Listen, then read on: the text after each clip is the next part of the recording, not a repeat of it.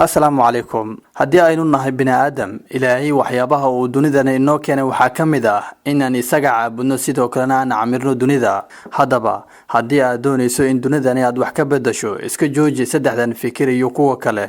Si aynu u guda galno saddexda fikir, waxaynu kaa codsanaynaa inaad follow dhahdo baggan sidoo kalena aad like saarto muuqaalka aadna share garayso si saaxiibada kugu xiran uu u gaaro. Sidoo kale, subscribe dheh barta inuu YouTube ku kuleenahay Rogal Media. Mahadsanid. qodobka koowaad waa hawshan hadda ma qaban kartid dib u dhigo ama hawshani hadda ma qaban kartid hadhow ayaad gadaal ka qaban doontaa dib u dhigo.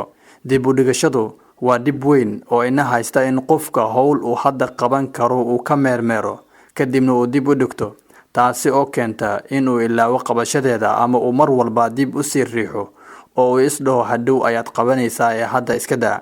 Dib u dhigashadu waa aabaha caajiska iyo wahsiga. marka uu qofka la qabsado in caadadaasi barto noloshiisa oo dhan ayay saameyn ku yeelataa, taasi oo keenaysa in qofku wixii uu qaban lahaa aanu qaban oo farba u dhaqaajinin. Waxa kale oo ay keentaa in qofka firfircoonidii iyo niyaddii ay ka lumiso.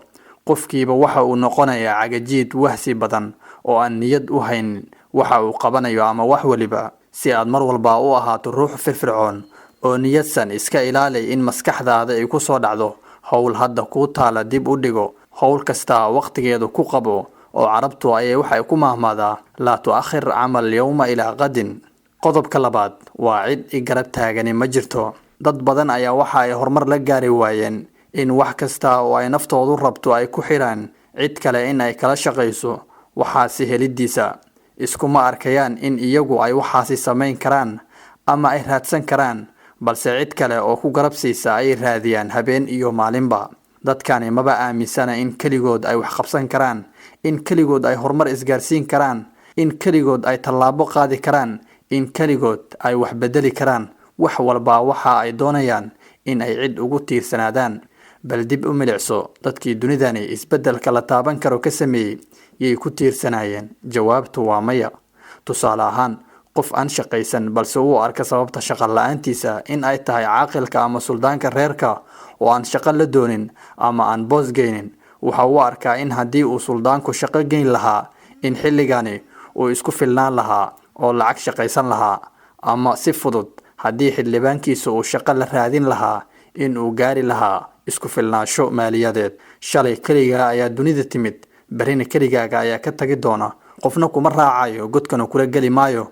noloshana sidaa aanay cidna kuugu lamaanin ee qof walba uu tiisa gaarka u baacsanayo, adiguna taada ka adkow oo cid kale in ay gacan ku qabato ama horumar ku gaarsiiso ha ka filan.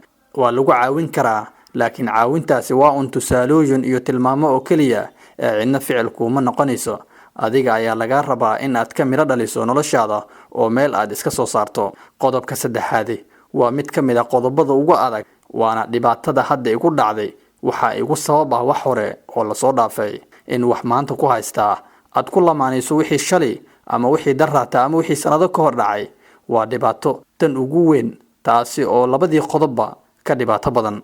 in aad wax maanta kugu dhacay ama mashaakilka ku haystaa ku xirto ama la xiriiriso wax mar hore dhacay, taasina waxa ay sababaysaa in wax walba oo dhibaato kugu dhacda inaad la xiriiriso ama aad u sababayso dhacdo hore oo la soo dhaafay. tusaale ahaan, inaad ku dhacdo imtixaanka jaamacadda kadibna aad sababta guuldaradani ama eedda aad dusha ka saarto dugsigii aad ka soo baxday ee aad ku soo qaadatay dugsiga sare iyo kan dhexe, kuna tilmaanto mid aan si fiican dadka wax ugu dhigin oo wax walba aad garan waydo ku eedayso inuu isagu mas'uul ka yahay.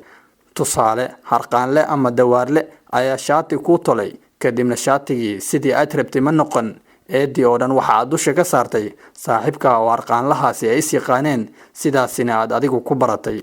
waxa kugu dhacay maanta ha ku xirin ama ha u sababeyn wax hore oo aad soo dhaaftay. haddii kale mar walba waxaad aaminsanaanaysaa in wax walba oo kugu dhacay ay sabab u yihiin wixii hore ee aad soo dhaaftay. ugu dambeyntii, saddexdani fikir iyo kuwa kale ee nagu soo dhaca balse aan habboonayn iska ilaali. waxaan rajaynayaa in dhammaan qodobadaasi ay ku anfaceen, haba yaraatee wax aad ka qaadatay. haddii aad la dhacday like sar una share garee saaxiibadaada kale. sidoo kale haddii aad xiisaynayso warbixinada noocan oo kale ah, fadlan faallada hoose inooga reeb si aan u soo badino. mahadsanid.